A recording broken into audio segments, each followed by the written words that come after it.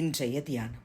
அன்றியும் அவருடைய தீர்மானத்தின்படி அழைக்கப்பட்டவர்களாய் தேவனிடத்தில் அன்பு கூறுகிறவர்களுக்கு சகலமும் நன்மைக்கு ஏதுவாக நடக்கிறதென்று அறிந்திருக்கிறோம்.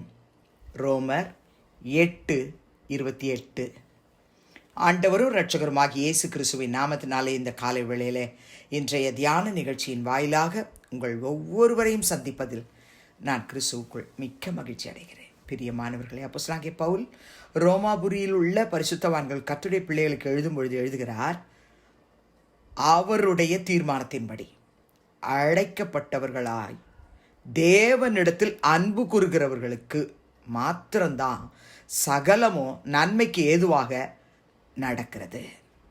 கர்த்தருடைய பிள்ளைகளே, அவருடைய தீர்மானத்தின்படி அழைக்கப்பட்டவர்களாய் நீங்களும் நானும் அவருடைய தீர்மானத்தின்படி அழைக்கப்பட்டவர்களாய் இருப்போமானால், தேவனிடத்தில் அன்பு கூறுகிறவர்களாய் வாழ்ந்து கொண்டிருப்போமானால், சகலமும் என்று சொல்லும்போது சகலமும் தான் பிரியமானவர்களே நன்மைக்கு ஏதுவாக நடக்கிறது என்று நாம் அறிந்திருக்கிறோம். கர்த்தருடைய பிள்ளைகளே, அது எதுவாக இருந்தாலும் சரி, அவரிடத்தில் அன்பு கூறுகிற எனக்கு எல்லாமே நன்மைக்கு ஏதுவாகத்தான் நடக்கிறது. என் வாழ்க்கையில் இந்த பாதையில் என்னை நடத்திக்கிட்டு போகிறாரு, எல்லாமே நன்மைக்கு ஏதுவாகத்தான் அவர் நடத்தி கொண்டு வருகிறார். நமக்கு புரியாமல் இருக்கலாம், ஆனால் பவுல் சொல்கிறாரு, நன்மைக்கு ஏதுவாக நடக்கிறது என்று நாங்கள் அறிந்திருக்கிறோம். கர்த்தருடைய பிள்ளைகளே, நாம் அறிந்திருக்கிறோம். என்ன அறிந்திருக்கிறோம்? நான் அவருடைய தீர்மானத்தின்படி அழைக்கப்பட்டவள், நான் அவரிடத்தில் அன்பு கூறுகிறவள்.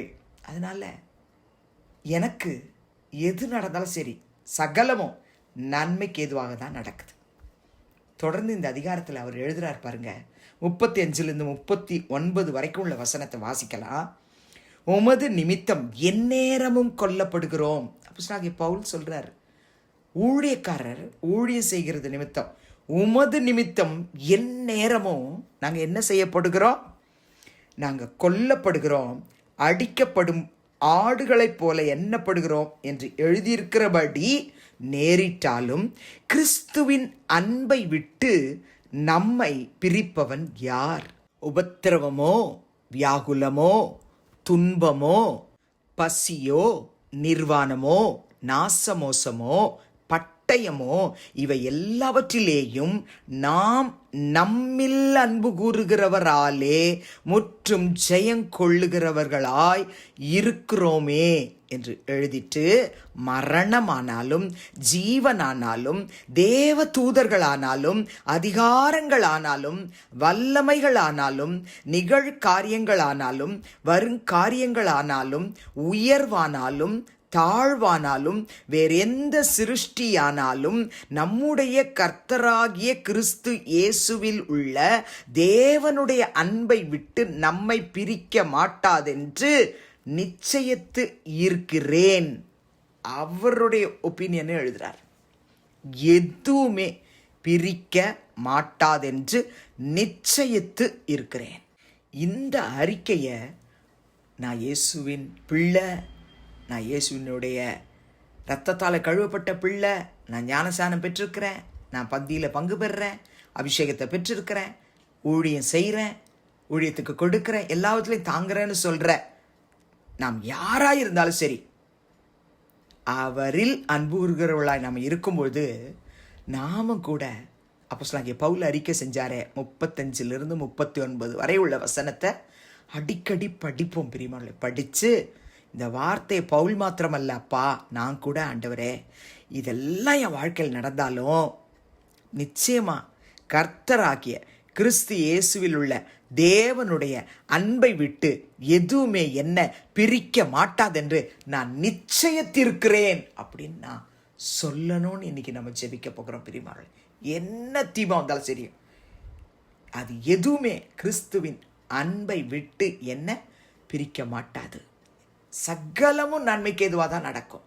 யோசேப்பு தன்னுடைய சகோதரர்கிட்ட பேசும்போது ஆதியாகமம் 50:20 பாருங்க, யோசேப்பு அவங்கள பார்த்து, பயப்படாதீங்க, நான் தேவனா, நீங்கள் எனக்கு தீமை செய்ய நினைத்தீர்கள், தேவனோ இப்பொழுது நடந்து வருகிறபடியே வெகு ஜனங்களை உயிரோட காக்கும்படிக்கு அதை நீங்க தீமை செய்த நினைச்சிங்கள அதை நன்மையாக முடிய பண்ணினார். இந்த அறிக்கையை எப்போ சொல்றார் பிரியமானவர்களே?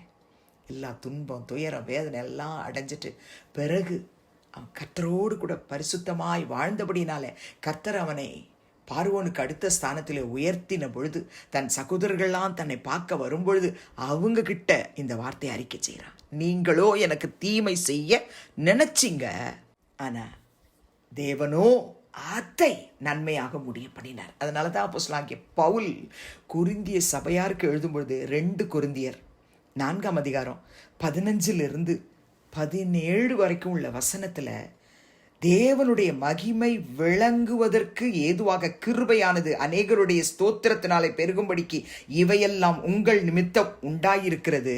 ஆனபடினாலே நாங்க சோர்ந்து போகிறதில்லை. எங்கள் புறம்பான மனுஷனானது அழிந்தும் உள்ளான மனுஷனானது நாளுக்கு நாள் புதிதாக்கப்படுகிறது.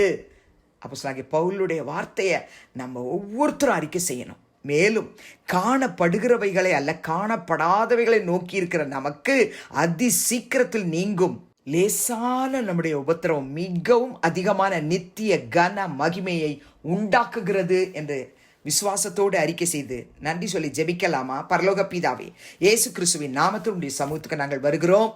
ரோமர் 8:28 படி உம்முடைய தீர்மானத்தின்படி அழைக்கப்பட்டவர்களாய் தேவனிடத்தில் அன்புகிறவர்களுக்கு சகலமும் நன்மைக்கு எதுவாக நடக்கிறது என்று அறிந்திருக்கிறோம் என்று பவுல் ரோமர் 8:28 எழுதின வார்த்தையை தியானித்து ஜெபிக்கிற ஒவ்வொரு கர்த்தருடைய பிள்ளைகளுடைய வாழ்க்கையிலும் சகலமும் நீர் நன்மைக்கு எதுவாக நடத்தி வருகிறீர். உமக்கு ஸ்தோத்திரப்பா.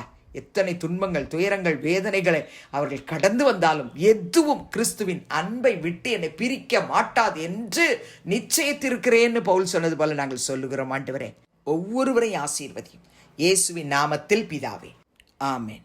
கிறிஸ்துவுக்குள் பிரியமானவர்களே, கர்த்தர் தாமே உங்களோடு கூட இருப்பாராக, உங்களை ஆசீர்வதிப்பாராக, உங்களை நடத்துவாராக. ஆமேன்.